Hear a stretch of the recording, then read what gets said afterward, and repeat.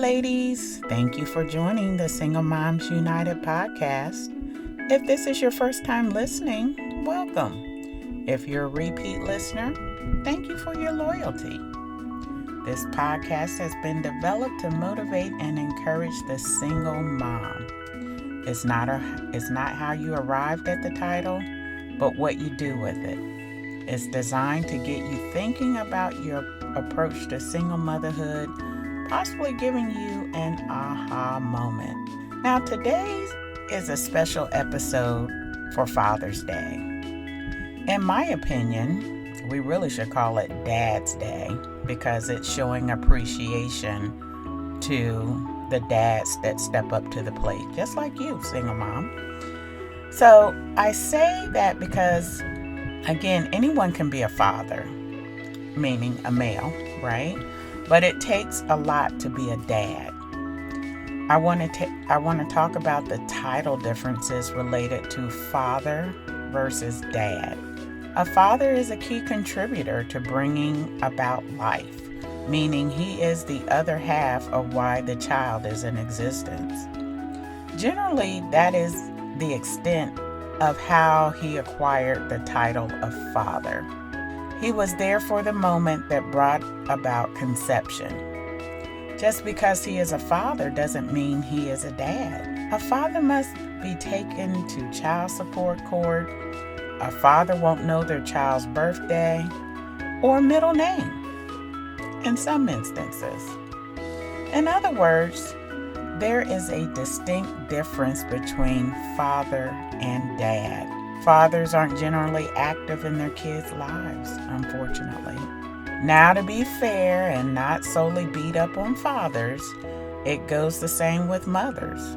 Just because you have the title mother doesn't mean you make a good mom.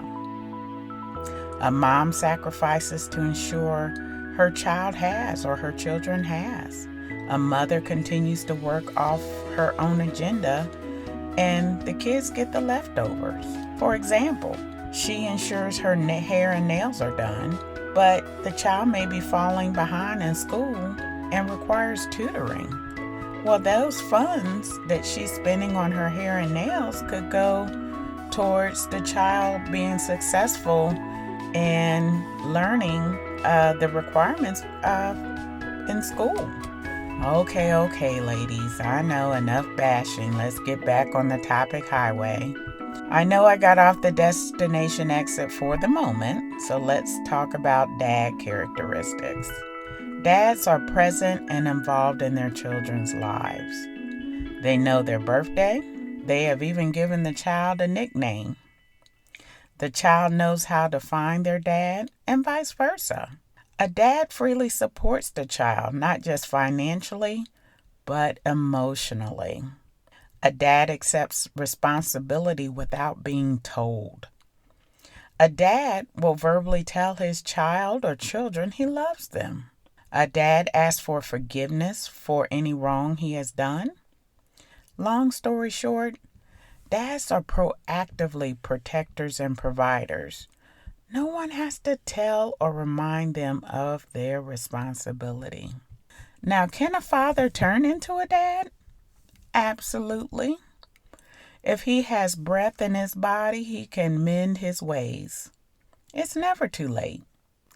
Now, I've heard fathers ask for their children's forgiveness and try to be a part of their adult children's lives later. Yes, it is up to the adult child to make that decision. I personally believe if he makes the effort with the adult child, then they should allow him to. But that's just my opinion.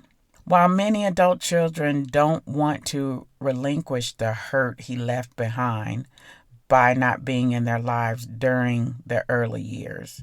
So it's fair that they don't want to immediately accept him. But I do think long term, they should sleep on it and think about it and allow him into their lives. One thing they must keep in mind, some of the fathers are also linked to generational curses that the children may not even be aware of, meaning their behavior is as a result of what they experienced from their own father, not being active in their lives. So adult children need to understand some of the father's actions are not on purpose. Some of the behavior is not deliberate. They have to find forgiveness in their hearts and press forward. Slightly veering to the left here a little bit. I've been seeing where people have been saying, hey, stop wishing single mothers happy Father's Day. Okay, well, I'm not for or against the statement. And the reason why is when we consider the definition of what a father is supposed to do, he is supposed to be a provider and protector of his family while the mom is a nurturer. Now, if he is absent, can you tell me who takes on the role of protector and provider? Think about that for a moment. You're right. It's the mom. She has to adopt this role. So she has to be the protector, the provider, and the nurturer. So this is why some folks wish single moms happy Father's Day, because she is taking on all of the characteristics to raise the child. And so again, to be fair and given the responsibility that they're tasked with, I think it's fair to say happy Father's Day. I'm sorry that folks are offended by that, but if they really understood the characteristics that she's adopting, maybe they'd be a little more receptive and not get upset that the single mom is being told happy Father's Day. Finally, ladies, if your child's father wants to be a part of your child or your children's life, let him. Please let him. I encourage you to set aside your differences for the sake of the child. Again, I encourage you to set aside your differences with him for the sake of the child. You two have to co-parent. Yeah, he may have messed up. Yeah, you may have caught him doing some things. Yes to everything that he got busted in. But if he wants to be a part of the child's life, let him. And if he's responsible, let him. Your son and daughter, especially the son, has to have a relationship with him if he wants one with them. So, ladies, again, this was a special edition of Single Moms United podcast, focusing on the differences between father and dad.